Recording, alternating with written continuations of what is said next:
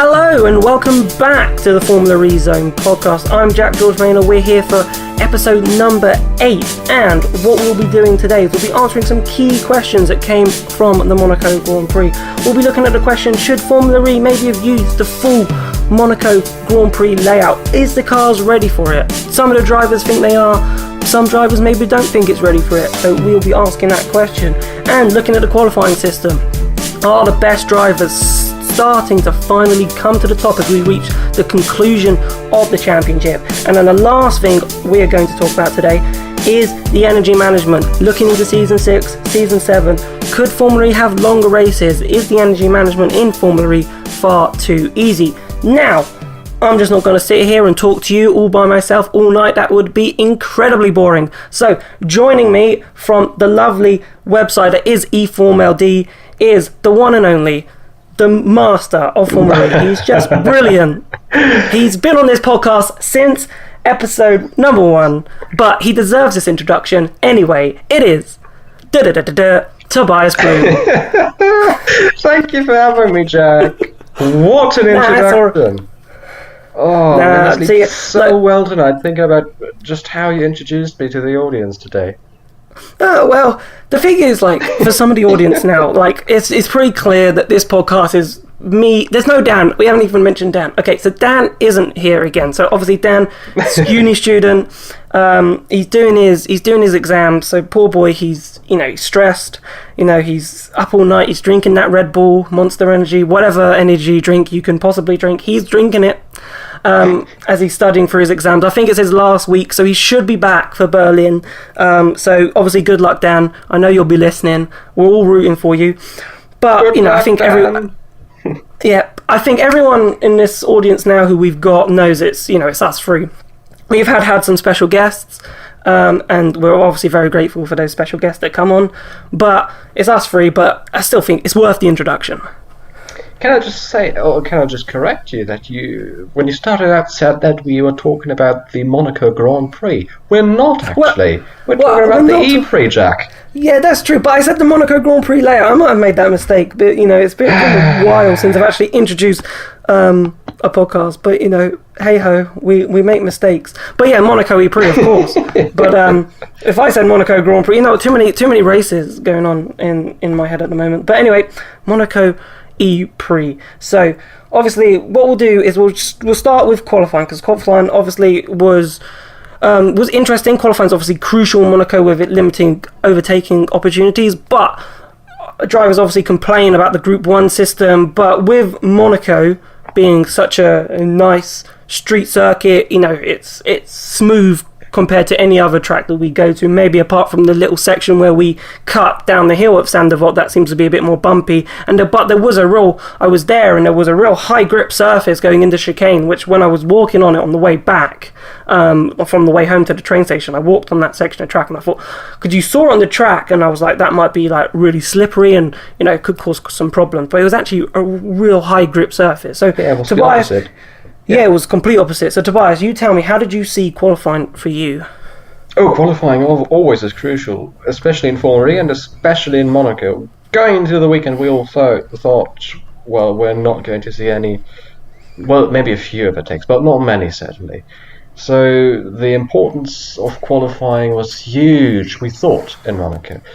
In the end, we saw a couple of overtakes in the race, but going into qualifying, we were all assuming being on pole position is key here, and the driver who ended up on pole position was Oliver Rowland for, I have no idea, the 4th time this season, 3rd time this season. Yes. He ended up in Super Pole, and the Nissans just seemed to be super duper quick in qualifying, but he had a penalty still hanging over him, looming over him, coming out of Paris for causing a collision, if I'm not completely mistaken. Yep, you're 100% correct. Which meant that he had to take a 3-place grid drop, and that ended up in him demoting him, in him being demoted from P1 to P3, with Jean-Eric Vergne taking pole position. And we thought, okay, so it's settled now. Jeff is going to win, and the top 10 will hardly change in the race. because qualifying is just so important in Monaco, we thought. 100%. Like, when you look at the small layout, and obviously getting onto that sort of discussion of whether or not Formula E could have used the full Grand Prix, the full layout of Monaco. Because when you look at that small track, you think, where on earth is there an overtaking point? Apart from maybe turn 1, but even turn 1's tricky. Like, it isn't an easy overtake. It's not even easy in Formula 1 into Santa Marta, even though it was modified, but it was still a really difficult thing. So you're totally right. When I saw Vergne was on par, I thought, yep, so he's won the race. You know, whoever's second probably will finish second, and so on. Like, that's how crucial qualifying is. But obviously, Formula E, it does what it does, and it does what it does best sometimes.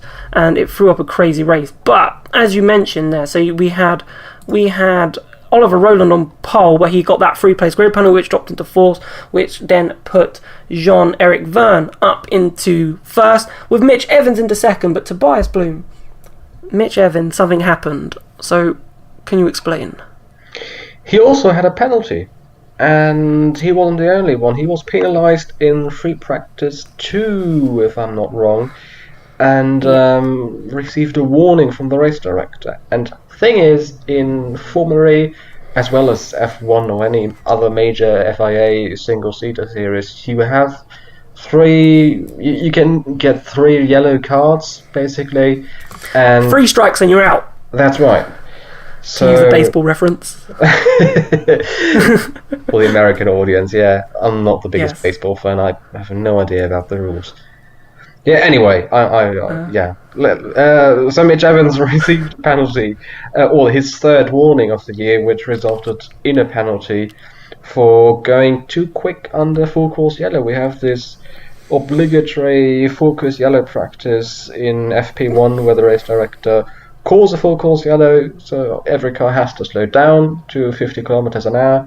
It's just to practice with the marshals on site and for the teams to check whether their speed limiters are set correctly and all of that.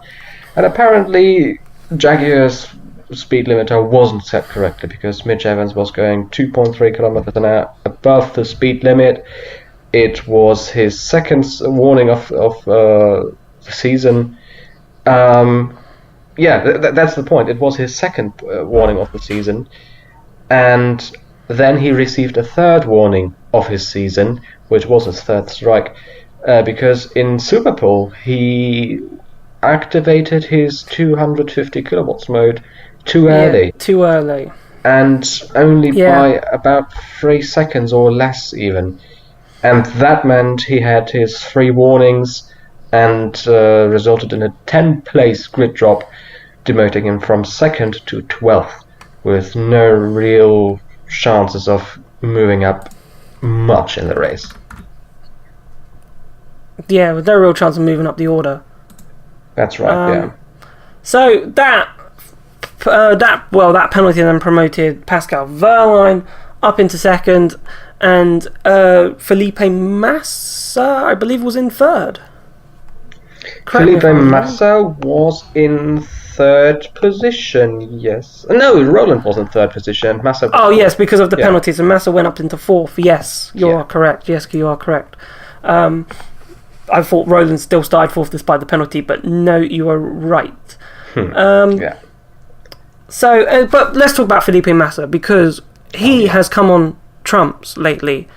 It's considering that, he had that difficult start of the season, and after 4 or 5 races, people were questioning whether or not Felipe Massa was, good enough for Formula E. Or does he still have it? Does he still have it? Yeah. And he's starting to prove himself. He's had a couple of Super Bowl appearances now. He's starting to fight at the front end, and I think we can put that sort of question to bed, that Felipe Massa, this is such a difficult series, and it astonishes my mind sometimes when you see other journalists writing stories about, opinion pieces about if Felipe Massa still has it, when he's only done 4 races, and you've got drivers in this field who have done, all 50, whatever it is now that we've done.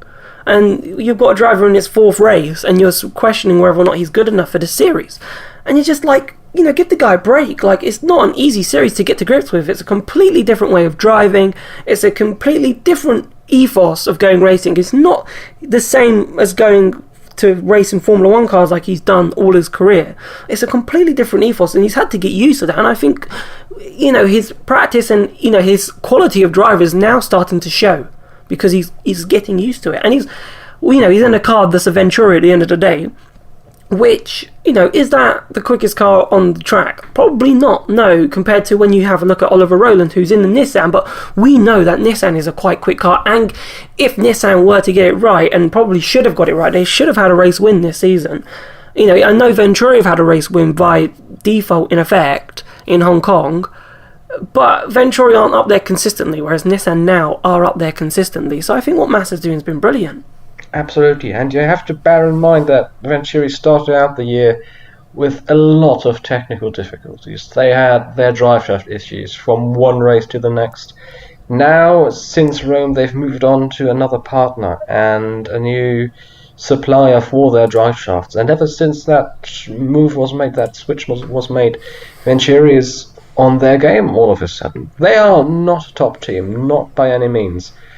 But with a good qualifying result, Venturi has the chance of scoring podium results. And it's, just a quick spoiler, they ended up on the podium in Monaco for the third time this year. Mortara was on it twice, now Massa for the first time this season.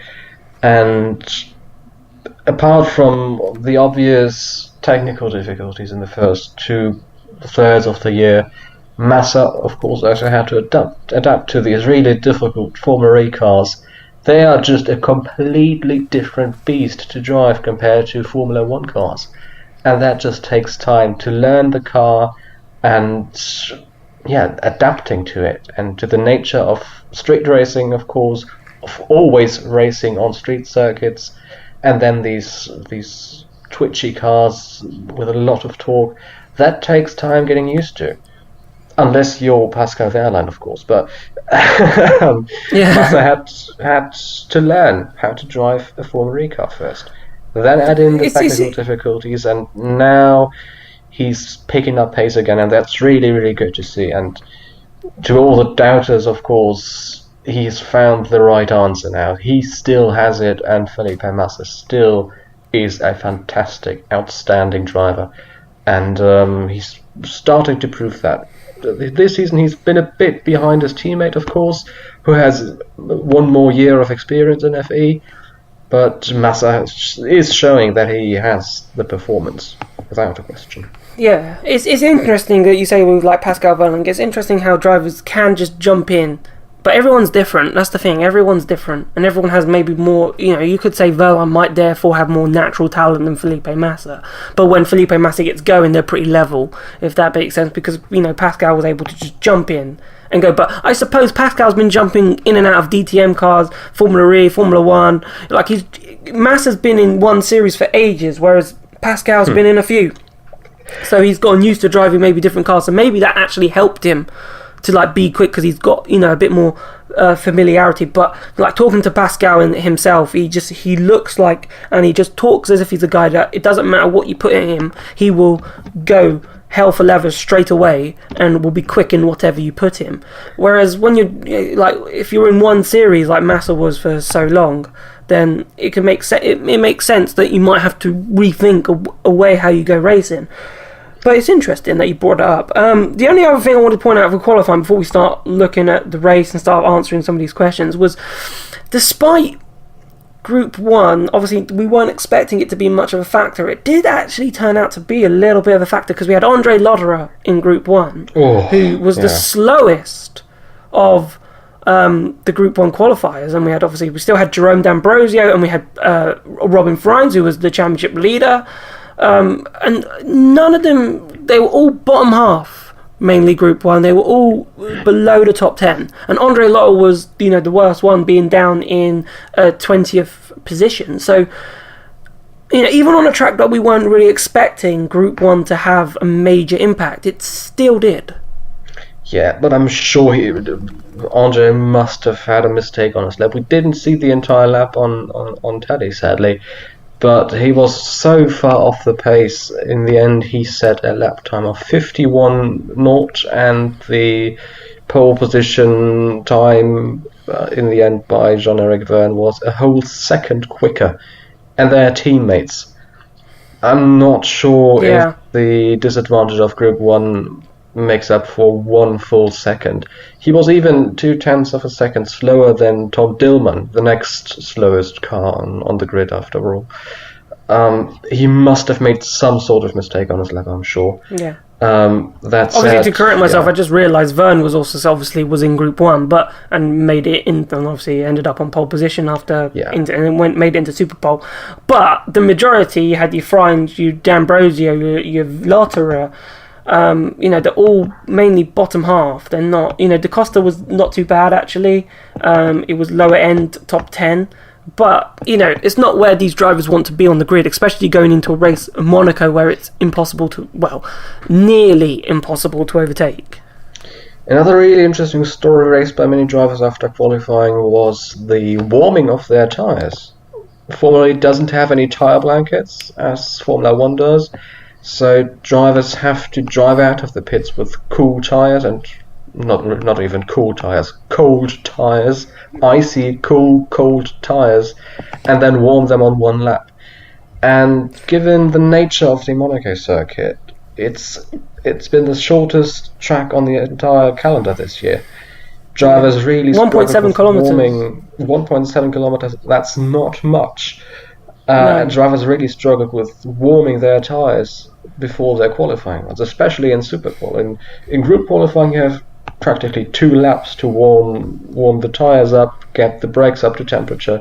But especially in Superpole, you have 1 out lap, then you do your hot lap, and all the temperatures have to be up at in their operating windows by the time they start their fast laps.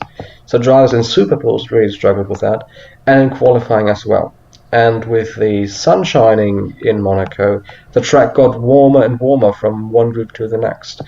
Then you can take into account a couple of trees over the circuit and high-rise buildings maybe that brought shade onto some parts of the circuit. The start-finish straight is always really, even with Formula 1 and other, when they're there, it's always in shade. You're not going to get much sun in that area. That's right, and that just makes the asphalt cooler than the other parts of the track. So playing with the temperatures really was a key issue in qualifying for many drivers. I'm not sure if that's the only reason André Lotterer finished dead last in qualifying, but that's just an interesting point raised by many drivers after qualifying. So let's before we start the race, let's answer one of the first questions that we were going to talk about during the race. Going into qualifying, obviously the problems about that. Would it have been nice, because obviously this question was asked, it's not a new question. This question was asked in season 3. I remember asking this question in Monaco in season 3. For season 5, should we be racing on the full layout? Was it time? Because it seemed like the FIA didn't want to compare Formula 1 lap times with Formula E, but the drivers were saying, so this is what the drivers were saying over the weekend, was that Formula E knows it's slower. It wants to be a completely different race series to Formula 1. So, why should we be worried about comparing ourselves to Formula 1? I know it would happen. Like, don't get me wrong, as soon as we do 1 lap around that full Monaco track, within 10 minutes on social media, on Twitter, there will be a side-by-side comparison. And, it will happen. People will compare it. But I don't feel like Formula E should be worried about being compared to Formula 1. That's right. People always compare F1 to other race series because Formula 1 is the quickest single-seater series on the planet right now. People compare F1 to F2 in Monaco and to the Porsche Super Cup. And people will compare Formula 1 lap times to Formula E lap times. As you rightly pointed out, it's been the FIA who took the decision in the end, and not Formula E itself. And the drivers were all in favour. I don't think there was a single driver who wouldn't have wanted to race the whole Grand Prix layout. yeah, so all the drivers were in favor of doing the Grand Prix circuit. The fans would have been in favor of it. I think the operational side of Formula E would have been in favor of it as well. We would have certainly been in favor of using the entire layout. Yeah, we might see it with the next race happening in 2 years' time. Obviously, Formula E switches their slot before the F1 race with the historic Grand Prix of Monaco. It's their turn next year. They are using the full layout as well. So yeah, I think Formula E should have opted for the Grand Prix layout. We can't change it now, can we? But I'm not sure it was right to be afraid, or I'm not sure there were any good, like properly good reasons to be afraid of going to the Grand Prix circuit. Yeah, I'm just thinking for myself, like, I think, we wouldn't have had, because I was going to the track and thinking, all right, what's qualifying going to be? And I've said this on the podcast before. I was looking, could we get close to 45 seconds? We got fairly close. We got 49. I was a couple of seconds off. But if we go into season 7 using that small layout, we will be hitting 45 seconds comfortably. I don't think so. It might depends on how much. A second or 1.5 seconds. Maybe. Well, what was it? So the fastest we saw was something 49. So you'd be pretty close. You'd be a second off 45 seconds, or 3/4 of a minute. You'd be very close to it. So I was thinking, and that's what I was thinking. Obviously, it was a bit off by a couple of seconds, but I have this gripe about having Formula E tracks that are less than a minute long and going to tracks. It feels very go-karty. It feels like it should be a go-kart track rather than a racing series in itself. Like a proper championship shouldn't be going on a track that's only 50 seconds or 48 seconds long. Like, for me, Oliver Rowland, I remember when I was speaking to him, it's like they said they reckon that it'll be similar to, if we went on the full layout, it'd be similar to a lap time in Rome, like a minute and a half to a minute 35, maybe a minute 40, at worst. He said it's not going to be horrific. We're not going to be 2 minutes around the Monaco GP. That will be about 20 seconds off a Formula 1 lap time. Sure. And for me, it was like, well, that's fine. We're still, obviously, Formula 1 is in its infancy, and obviously Formula 1 at one point in its time would have been fairly 1 minute 30, probably around Monaco, and they wouldn't have had the extra chicanes probably at that point, back in the 1950s. And considering that's where Formula E is today, where Formula 1 was obviously back then. But I just feel like it was really, I think I know that you wanna have that comparison. You don't want that comparison because I can see the FIA's point of view. They don't want that comparison because they don't want to look like, Formula E is rising so quickly, and they don't want them to look like, but they're rising so quickly, but then that rise gets dropped because they see how much slower they are compared to Formula 1. So it's like protecting the fan base, like putting the fan base in a bubble. To say, look, we're still pretty quick, 50 seconds around Monaco, even though it's a bit shorter, but, if you add the little bit layout, you never know, it might be about 1 minute 25, who knows? We'll never know because we're not going to do it, to avoid the comparison, so you can make it up for yourselves.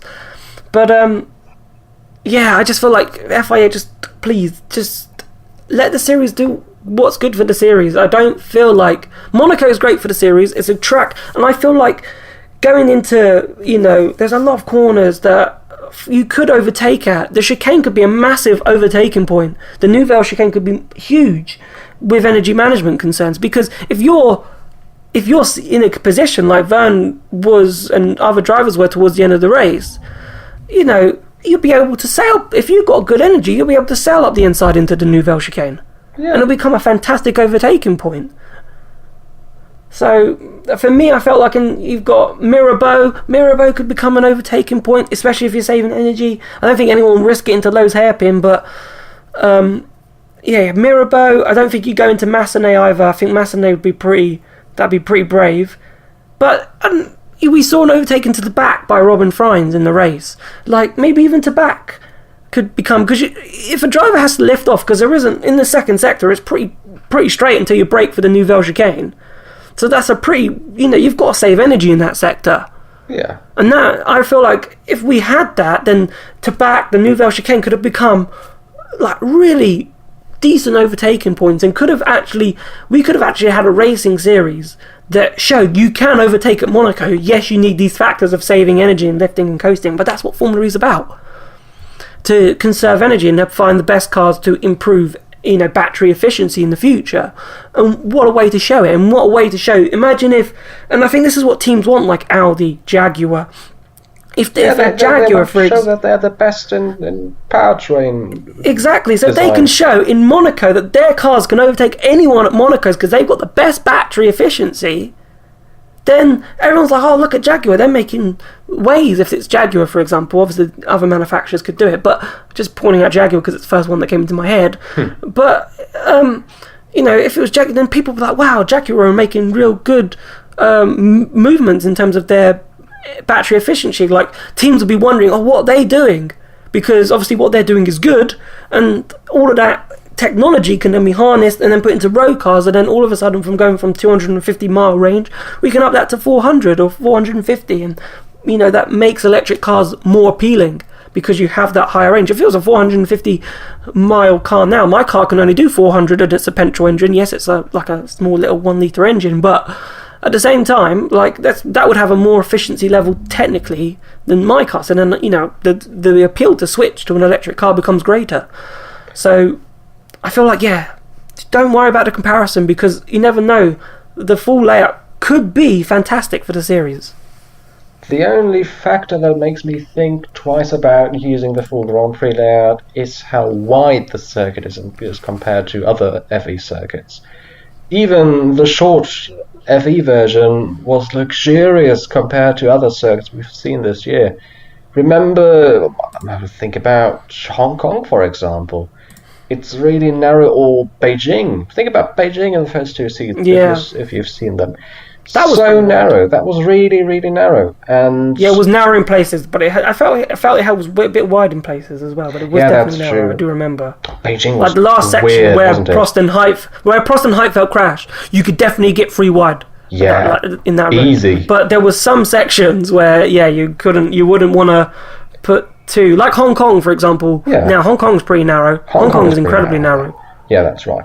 But compare that to Monaco, and Monaco is just a luxury for all the drivers because you can, even on the short layout, the only narrow part of Monaco was the run between turns 1 and 3. So I'd agree. And then the harbour hairpin. Yeah, because I remember walking it, and you can see how narrow, and this is where the crash was in season 1, if you remember, and if you lifting off. Yeah.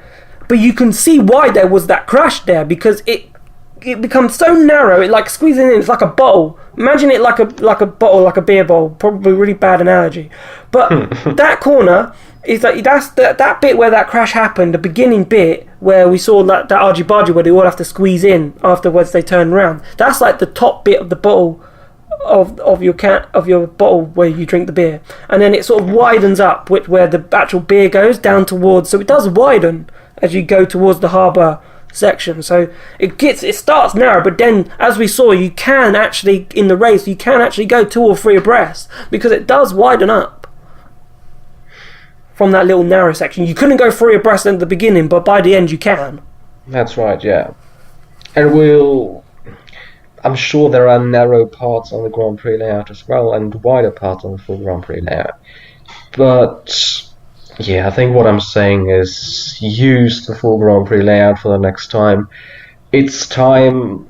Formula E has grown up now, and not grown up. They're still growing. But it's growing. They are, but they're not toddlers anymore. Yeah. And that's the impression I get from 5 years old now. Yeah, that's the impression I get from Formula E using their season 1 layout, as if the cars and drivers and the entire championship still was in toddler mode and couldn't. It's like it's true. It's like it was like your parents. You want to say something, you want to do this. You think you're a big boy now. You want to go and play. You want to go and jump over that fence. But then all of a sudden, parents come and say no. Yeah, here's your dummy. It's not like the FIA is dictating what to do. But I mean, in part they did with the Monaco layout. But what I'm saying is Formary isn't a toddler. Formary can walk on their own. Formary does know where to go and has a good idea of the direction they're taking. And in my opinion, maybe you have a different opinion, you listeners right now, but in my opinion, Formary has grown enough to use the Grand Prix layout by now. Right. Yeah. So I think we covered that pretty well. So I think we're about half hour in. I think it's time, Tobias, that we talk about the race. What people half an hour already? I know. It's flying. Well, close enough to half an hour. Christ. You know. So much to talk about. So many interesting things came out this weekend. And we've only touched qualifying, and should we have used the full track? But let's start with the race. So we had Vergne, we had Verline, we had Roland, Massa, Buemi. That was your top 5, and it was actually, considering a little bottleneck. I don't know if that's what it's actually called, a bottleneck. That's probably what I could have said. I don't know if that's even the actual term for my bottle analogy. Imagine in your head. Sometimes I'm a bit slow. If you've watched every episode of this podcast, you probably might realise I'm a bit slow. But at the same time, it was a fairly, despite that tight section, we've seen crashes and people hitting each other there at the start, but it was actually a really nice, clean getaway. It was a really clean lap, yeah. After we've seen carnage in the first couple of races this season, I expected a repeat of the Senna incident from season 1, to be honest. But we haven't really seen that. It would have been spectacular. It would have been really another red flag. Yeah. Thankfully it didn't happen. Was absolutely on my list. Seeing a red flag after a pile up in turn 1 and 2, but that didn't happen. You had the tweet ready, didn't you? I had it ready, yeah, absolutely. But that didn't happen for some reason, and we had a decently clean start. Of course, drivers always come together in the first couple of turns with people going 3 wide into the third corner, and it was of course scruffy. But that's just down to the nature of these Gen 2 chassis. And it is okay to have contact, unlike Formula 1, for example. I hate banging on about Formula 1 in an FE podcast, but you can have contact with other cars in Formula E this year. And that's what we've seen in the first lap. But apart from nothing out of the ordinary, right? All the usual stuff happened on lap 1 without any major incidents. Which was good. So then we did finally, it wasn't long though until we had our first incident, and I don't think, it was very similar to Paris, where in Paris it was Oliver Rowland who locked up going into the tight in turn 10, and this time it was from the lead of the race, but this time it was Pascal Wehrlein. Now, we were praising Wehrlein at the beginning of the podcast of what a natural talent he is, and he could drive everything quick, but and he put his hand up. I spoke to him after the race, and he locked up going into Saint-Devote, went wide, and fell to 4th. And, just an uncharacteristic error from Pascal. I think the first time it's happened all weekend to him. And running in second in Monaco with a chance of victory. The Mahindra car is really, really quick this year. With a chance of victory, bowling it in turn 1, that hurts. That really has to hurt. And especially him knowing that it was his own mistake, that the car didn't play any role. Potentially the Nissan played a role in Roland locking up in Paris. We're not sure about that still, but Wehrlein is sure of it, that it was his own mistake, and the car and the brake-by-wire system which we're using this season had nothing to do with it. It was all on his own driving, and well, that mistake happened. I mean, it happens, but it's, as he called it, a stupid mistake, not necessary. Yeah, I mean, he can change it now, we can't change it now, but that essentially cost him any chance of a podium. Well, not because not it was all a shame chances because of a podium, but he was so quick. Like you saw him behind, because that let Roland through, and it let Massa through into the top 3, and that top 3 didn't really change throughout the whole race. But that was one of the main points of the race, and you feel like if Wehrlein was still second, you feel like he would have definitely have had the pace, because obviously once the the situation happened, Vergne built up a bit of a gap. He had about a second and a half advantage at that point after Verline's mistake, because obviously Roland and Massa have to get round without, Verline's trying to desperately get back on the track, and they don't want to obviously touch. But you definitely feel like if Verline was behind, he would have challenged for that race. He would have put Vergne under, I think, more pressure than maybe what Roland did during the race. Well, that's difficult to say. I would have loved to see how it played out in a parallel universe where this mistake didn't happen. Yeah. Verline, I'm sure he had pace in his car, but he didn't. He looked like he had pace. He got the fastest lap, so he had pace. Absolutely, yeah, but he was a bit stuck behind Felipe Massa. And no way through. Without Felipe, I would have loved to see how quick he could have gone. Without the traffic, he might have been able to challenge Vergne. I'm not saying he would have been able, but he might just have been able to challenge Vergne. Yeah. Just to spoil it, because we'll just skip on, because there's no point actually saying it later, because obviously people who are watching this probably already know the race result. So Pascal finished fourth, and Massa finished third. And he did have the pace, but what was actually really interesting was Massa ran out of energy, so we'll get on to the energy management thing in a second. But what I thought was really interesting, because we saw in Mexico where Verline nearly won the race with Lucas de Grassi, was when Verline ran out of energy, and de Grassi obviously squeezed through and won the race. Massa ran out of energy 150 metres before the line, and Verline was right behind. And I'm thinking, if he's ran out of energy and was coasting towards, how on earth did Verline not finish third?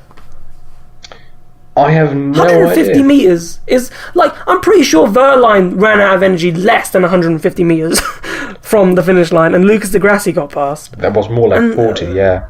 Yeah, and I was just thinking, are you serious, Felipe? You're telling me it was 150 metres you ran out and you coasted to the line, and I was just thinking, Verline had the energy, Verline had the pace. If someone was, I was staggered in a way that when it came away from after what Massa said, I was like, how did Verline not finish third? Yeah, I don't know. In the end, it was really close. I'm really bad at maths and numbers in general, but if I've not miscalculated, the distance between the two was 5.7 meters. And that's not much, so it was close. But looking at the TV images, Verline seemed to be a lot closer than in reality he might have been. He tried to attack Massa into the penultimate corner, into Raskas. He tried to move there. They touched. Then Anthony Noak. Yeah, they touched again. It was really close, and it seemed as if Verline was practically in the gearbox of the Venturi car. But then, with Massa saying 150 meters before the finish line, he ran out of energy. That seems like a long way before the line, and it seems as if Verline should have moved past him. Yeah. It's interesting. It's just interesting. I'm not saying Verline, what you doing. How did you not finish third? How did you not pass him? I'm not putting any blame on him, because it's different in reality. But when you just try and think about it, and you're just hang on a second, I'm how didn't the Massa must have really coasted pretty quickly, the fastest coasting you could have done to cross that line. And here's a tiny bit downhill, but it's not massively downhill, that section of racetrack. So I don't even think the downhill sort of slope before it goes back uphill towards Saint-Devote would have helped him too much. But who knows? So to be fair, the race was fairly straightforward once Verline had locked up. But then the energy management sort of really began to take effect sort of halfway through the race. And it was... We found our own little Daniel Ricciardo in this championship, and it came in the form of Sam Bird, who, now you have to remember, the Virgin team had a really poor qualifying. They've really struggled being in Group 1 lately. I think Sam was obviously I'm trying to think. I remember where he qualified, but I'm now trying to do the maths of where He started, so he qualified 15th, and I think Gunther was the only person, so he started 14th. Did Sambo, because Gunther was 14 and he had a penalty. So Sam started 14th, but in that middle of the race, Sam was on fire, literally just overtaking around the outside. Around Lucas de Grassi to move up into the points. He managed to get past Robin Freins as well. I don't know. I don't think the team orchestrated. They could have done, but not to my understanding that the team orchestrated that move. And then used turn 1 and passed Lynn, Van Dorn. He was flying up the order. And these moves into turn 1 were mad. Have we seen Daniel Ricciardo would be proud. Yeah. He would have been so proud. Have we ever seen proper moves into turn 1 in the first 2 years we've been to Monaco? No, because not really. Not to that extent. Yeah, I can only remember people going forward in turn 3, obviously. That's been the main overtaken spot over the last few years. And the Vergne cars just were on fire. Bird as well as Freins moving past cars in turn 1, which is incredible. It's absolutely mind-boggling how you pull off a move in turn 1. They managed it sort of. I mean, Bird managed it all the time. Freins didn't really manage it all the time. He showed a good overtakes as well in the race, and then ended up smashing into the side and into the rear and into the wall of, not into the wall of Alexander Sims, but into the car of Alexander Sims and the wall of Monaco. Yeah, anyway, so he ended his race there after crashing in turn 1 with Sims. But Bird really clean moves all race long, and afterwards he said that probably was one of the best races of my life, and I would have to agree. Buenos Aires 2015 still is, in my opinion, that is good. FE that race defense ever. That was a mad race. Was unbelievable. He was unbelievable that day. So I'd say Argentina 2015 was his best FE race, but Monaco 2019 certainly is in the top. The second best, or if not matching that. Yeah. So that really was a top drive by Sam. Because I showed some of his overtakes to some people that I work with, and they were like, it's millimeters from disaster. That's how close he was to that wall. It was, there was no room. There was literally the car width of Sam Bird, the wall, and the other car. Yeah. And you're diving up the inside, and people, they're watching it when you're watching and you're showing someone and they're moving back when they're watching it. That's how you know. That's how you know how close it was. And when you've got people that might not watch the series, and you're just showing, look, just watch. This is where I was at. This is what I saw, and they're like, wow. And when you get that wow factor from an overtake, as a driver and as a series, you're doing something right. But that was really interesting. But I suppose we might as well get onto it, as you said, because we had the Freins, whose race ended in disaster, crashing into Freins, and Sam Bird had worked his way up to 6th place on the final lap. And then I saw in the media center, and I saw Bird's name going down, and it literally they crossed the line, and you start seeing Bird going down. You're like, and I was like, no, you just think, what could have happened? Don't tell me the battery's just shut down. He's got some sort of drive shaft failure. Don't tell me something like that has ruined his race. But then it was even worse, because you saw him just parked up at Rasgas with a right rear puncher, looked like some bodywork a bit mangled up, and you're like, what's happened? I haven't seen the pictures as well. What I heard was that he had contact with someone. I think, and no one seems to know. Yeah, it might have been Evans, because he was the driver running behind him at the time. Yeah. And then exiting the swimming pool chicane, Bird just smashed into the right-hand wall with a previous puncture that meant he lost control over his car, smashed into the wall and had to retire with, I'm not sure, 350, 400 meters before the line, not much before the race, before the checkered flag flew. He had to retire his car and end the race not in P6, but being qualified as 16th in the end. a lap down. Yeah, it was just a shame because it didn't make sense, and he wasn't even in the media pen afterwards because I spoke to the press officer, and he was called to the stewards for something, maybe to talk about the incident that had just happened. But so he wasn't even there. Like they had to send his apologies that he wasn't there because he couldn't be in. Poor guy can't be in two places at the same time. So we never actually got the insight because I was really wanted to support with Sam. I was like, it was one of those things that you knew everyone at home would be asking that question: what happened to Sam Bird?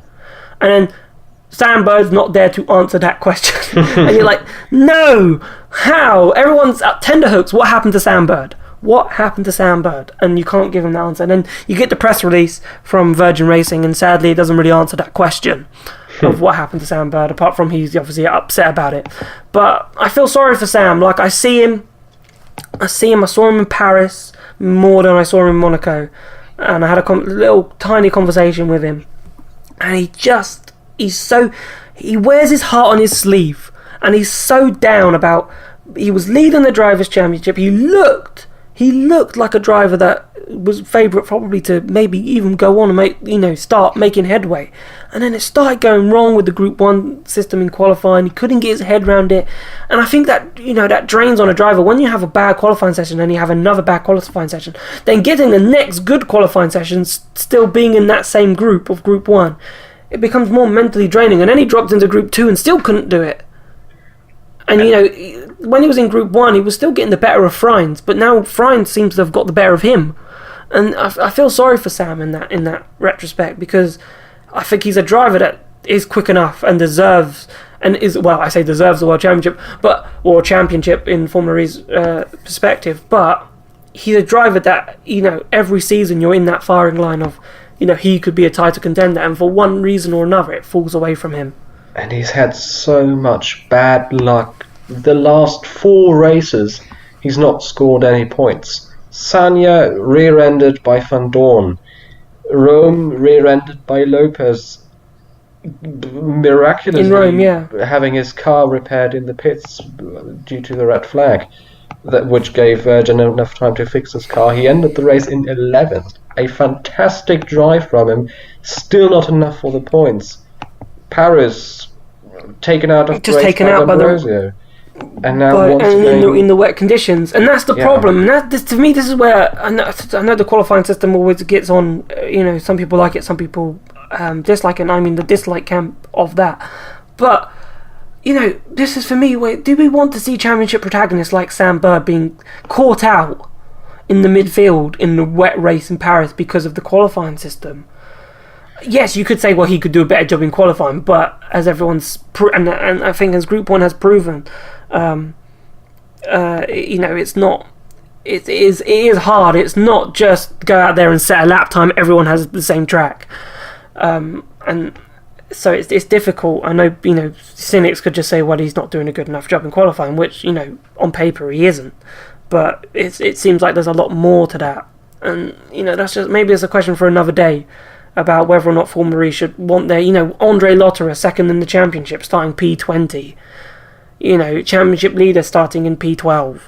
Like, it doesn't make sense to me, but I'm not going to get too much into that. I'm going to wrap up now the race result, because we saw John-Eric Vergne take his second victory, and for me, thankfully, let's just have a quick talk about this. I'm so happy that the streak is over. I am so happy that the streak is over. Why are you? You feel like Formula E it just felt so forced, and you wanted someone to be a repeat winner, because it was hard for us as journalists in a sense to sort of build up this championship, because not knowing who is in the title fight is also really difficult to then drum up a story. To why should you watch Formula E? Because there's so many different winners, you don't know who's going to win. But it gets boring, in my opinion. It's just like by now the story was we had so many different winners. Yeah, you're right. It was getting on my nerves as well, just ever so slightly. And I think it's good to have a repeat race winner. And now that we have a repeat race winner, the hunt is on. We've seen the streak being broken, and now the hunt for the championship is on. Jack, we still have only 4 races left this season, and the championship, after 8 different winners in the first 8 races, is just so incredibly tight and so exciting this year. And now with the first repeat race winner, we will see more names pop up on the top spot of the podium, I'm sure. André Lotterer, second in the championship, still hasn't won a race. Pascal Wehrlein still waiting for his first victory this year. He's currently 12th in the standings, but always a good... Is there or thereabouts in the races as well. Absolutely, and same applies to Oliver Rowland and Sebastian Buemi. They've been so close to victory this year, and Nissan is still waiting for the first top result. And they still have 4 races left. Maybe it works out next time out in Berlin, maybe in Bern. Would be fantastic for Buemi to win his home race, of course. Anyway, but the championship is just so close together. And the drivers in the championship are just so close together just because of these mixed up race results. And now with the first repeat race winner, the hunt really is on. And Jean-Eric Vergne always will have to look behind him and see where the other people are in the championship. Do you want to just quickly run down just how close it is in terms of points in the championship? Oh, the Drivers' Championship. Let me just finish. Well, before I get that, just to clarify, so we have Vergne winning the race, followed by Oliver, followed by Oliver Rowland, who said in the driver pen to me that he didn't fancy overtaking, despite having more energy. He wasn't going to risk overtaking Vergne because, as we've said, Nissan have thrown so many points away this season. He's like, I'm not going to throw away 18 trying to pass Vergne. I'll wait for a better track, maybe a cleaner or easier track, maybe Berlin in 2 weeks' time, where there will be space in Berlin to overtake. And then we had Felipe Massa getting his first podium in Formula E. That was a scene. Like, he was mobbed after the race.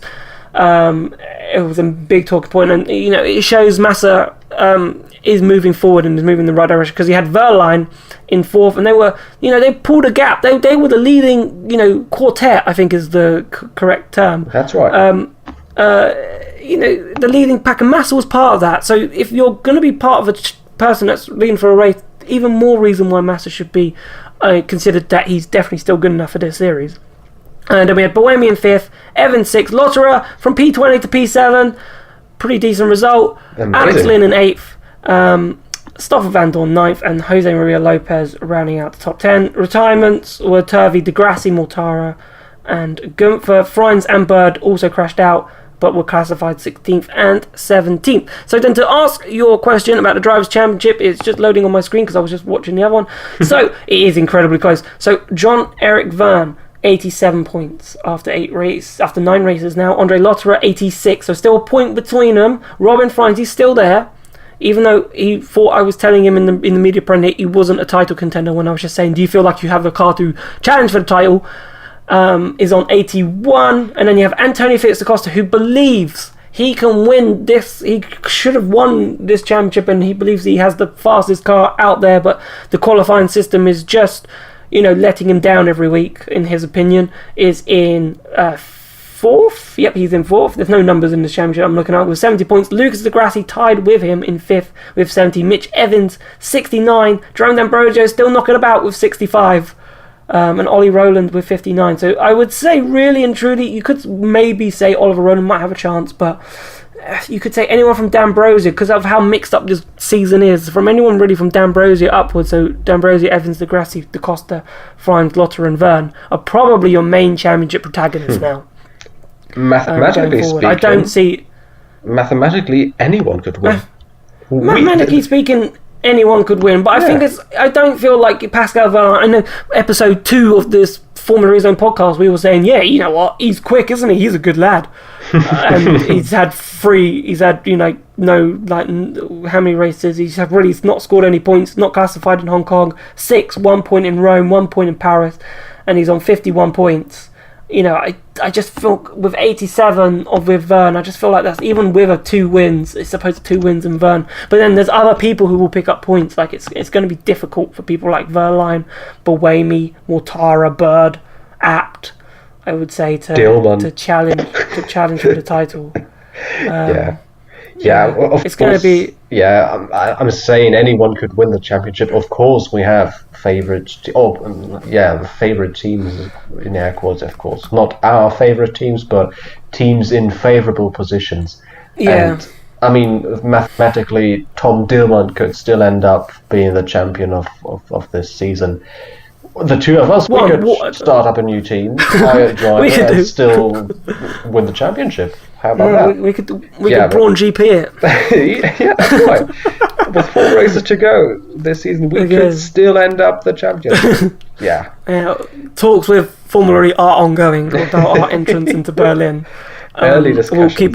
We'll keep you posted. Okay, we're breaking news on Formula E Zone and E-Formula D, the partnership. But the teams championship, and sort of into a talking point I want to do on before, because we'll need to wrap up soon. But another talking point I want to do. So Tech Cheetah, Dan, 173 points leading the championship now, and Envision Virgin Racing second with 135. Now, I feel like we've criticised this qualifying system, and I have criticised this qualifying system.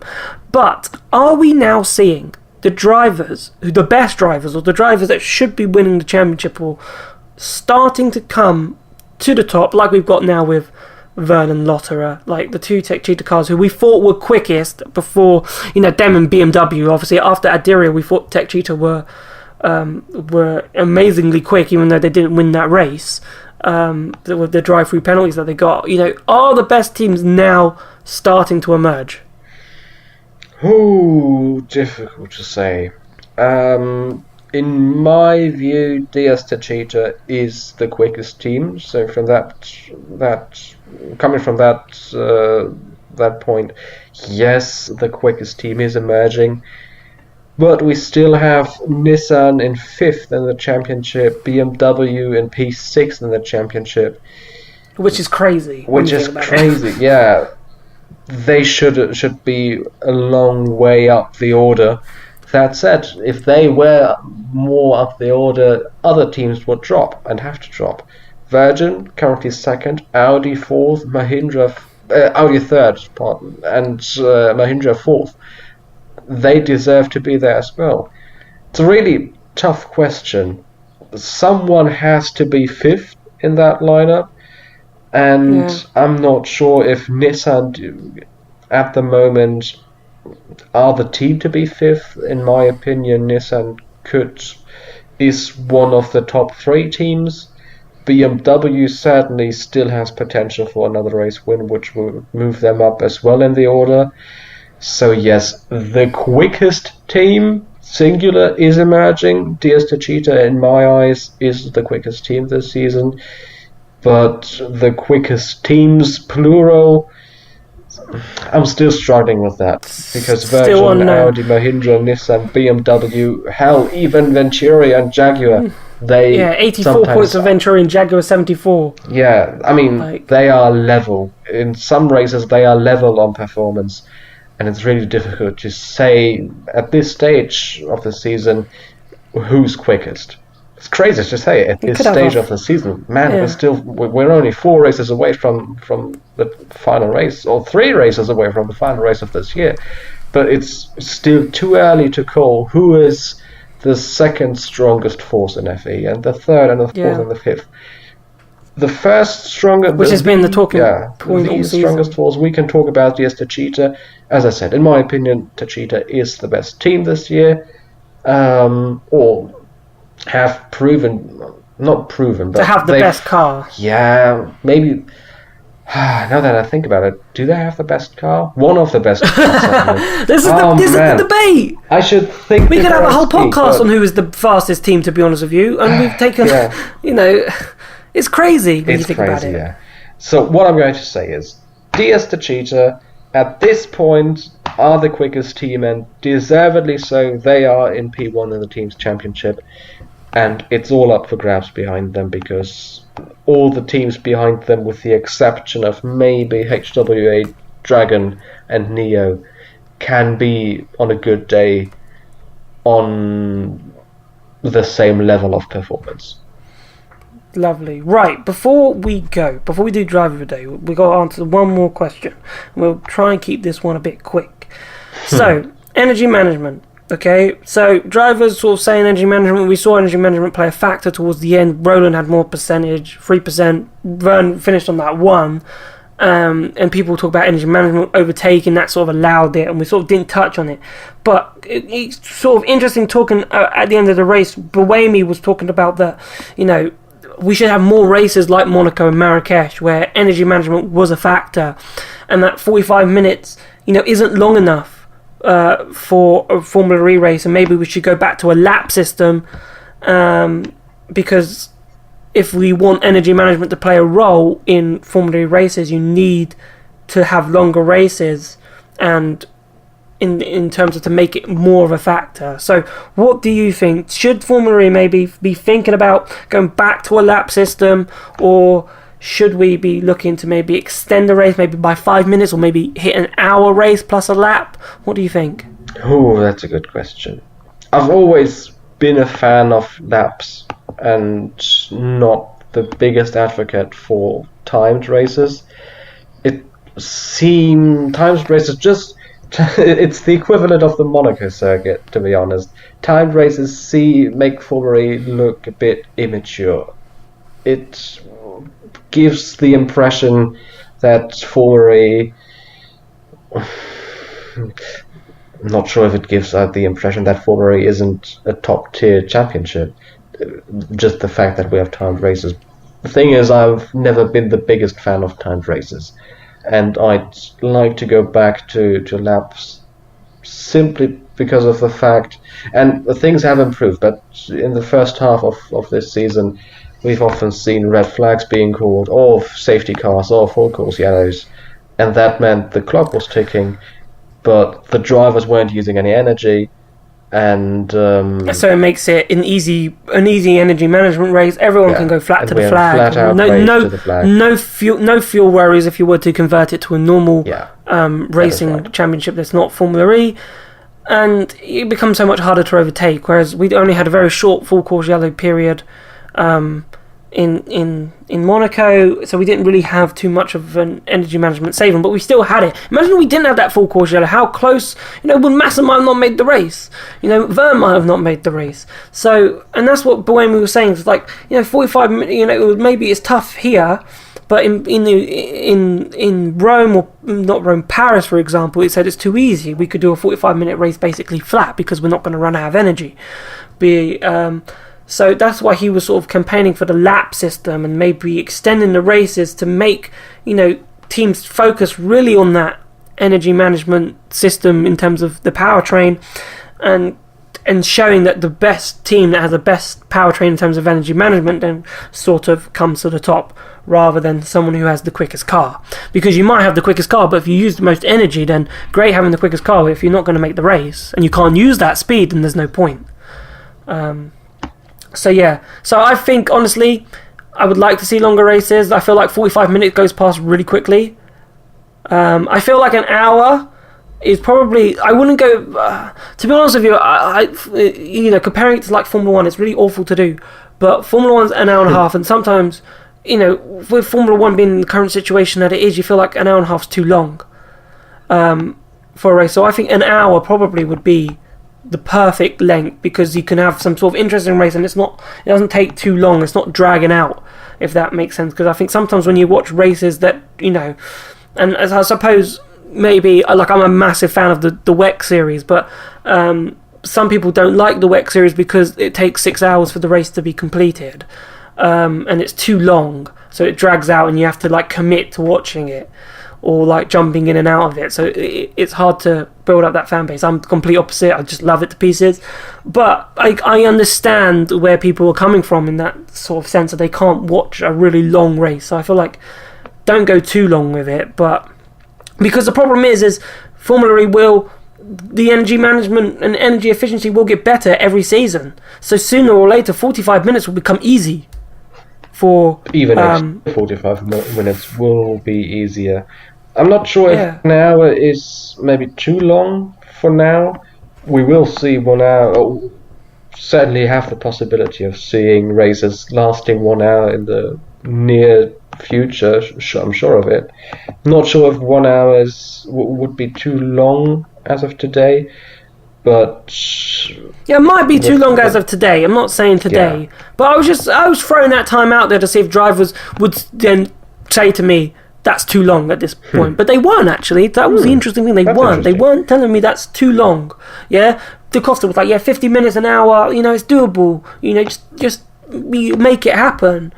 And then it focuses the engineers more on what they would have to do, because if they could build a car that 45 minutes, we just need to improve that bit much, and then we should be fine for 45 minutes, and then they can just go build the fastest car in a sense. But if they have a longer race time, then, and really and truly, it's not about building the fastest electric car at this precise moment. Anyone can build a fast electric car, it's been done, but it's about building an electric car at the moment that can run for longer than a petrol engine. So really and truly, the Formula E races should be determined on efficiency rather than speed, in my honest opinion. But would you agree, or do you disagree before I move on? I would agree, yeah. Perfect. Right. Driver of the day. Dan's favourite bit, but he's not here. Poor Dan. But we must soldier on and do it for him, because otherwise he will be messaging us and telling us that we're not doing the podcast properly. So this is for you, Dan. Just Tobias, driver of the day. Who do you give it to?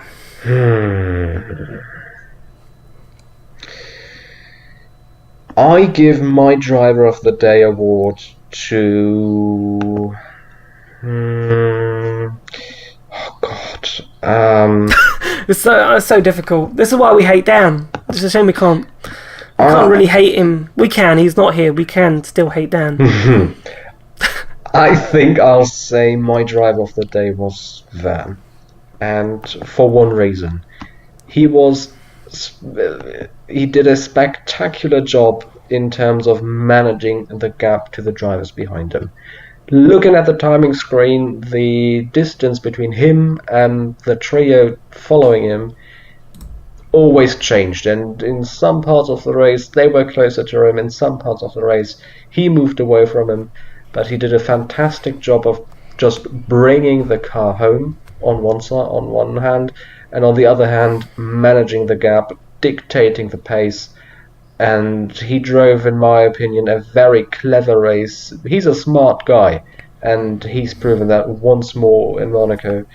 And that's why I think I'm going to give him my driver of the day.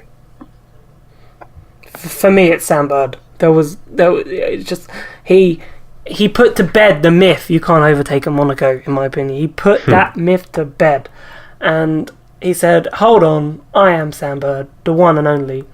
And the overtakes that he did were fantastic. Even Robin Franz's overtake also into the back was amazing, but Bird was able to pull off move after move after move, and we don't know how his race came to an end, sadly. And we may never know. He may never tell us, but we might do in Berlin. So maybe you can ask for me, Tobias. But he was just fantastic. It was a massive disappointment that he didn't finish, but to do what he did during that race and to still have energy at the same point was miraculous. So I think we'll end it here. Thank you so much, Tobias, for coming on. Obviously, pleasure as you're always. Oh no, thank you for having me. It's always great fun being on these podcasts, and I really enjoy the time with you. It's good fun. Right, please remember, I'm going to do I feel bad because we never normally do this, but I'm going to do it. I'm going to sell out to the normal YouTube thing. So make sure you give us a like. Smash that like button, as PewDiePie says. Smash that like button. We're on 93 subscribers. When we started this podcast, we were on. Now I know we have a good audience on Apple Podcasts and Google Podcasts, and we really appreciate it. And it's good to see that we're growing on those podcast platforms as well. But on YouTube, where this also goes out, we started off having about 33 subscribers. We're now on 93. Okay, we're 7 away from 100. So smash that subscriber button. Yeah, let's get to 100. I feel like, come on. You could disagree, viewers, if you think maybe no one's listening to this point because we've got to the no one's listening because we're rubbish. But subscribe, and we have a Patreon if you are so inclined. Like we do have a Patreon page. It is linked into the description, but we're not asking anyone to donate to it. It's only if you feel like you love us. There's no real prize for donating. There's no real extra features apart from, paying for Tobias to have some food or whatever it is. No, I think it's and Dan. No, I think it's Dan to get food, me to get a watch, and Tobias, he needs to go back to Sweden and go back on holiday. So it's just to pay for that, really. For my holiday. For your holidays. Yeah, that's what it's for. That's what it says. If you go on the Patreon page, that's what it says. It's just fun. It's just a little bit of fun if you want to do Patreon. But we really appreciate all your listens, all your feedback that we get, all the comments that we get via social media and on YouTube. We really appreciate it. So thank you so much for listening, and we will see you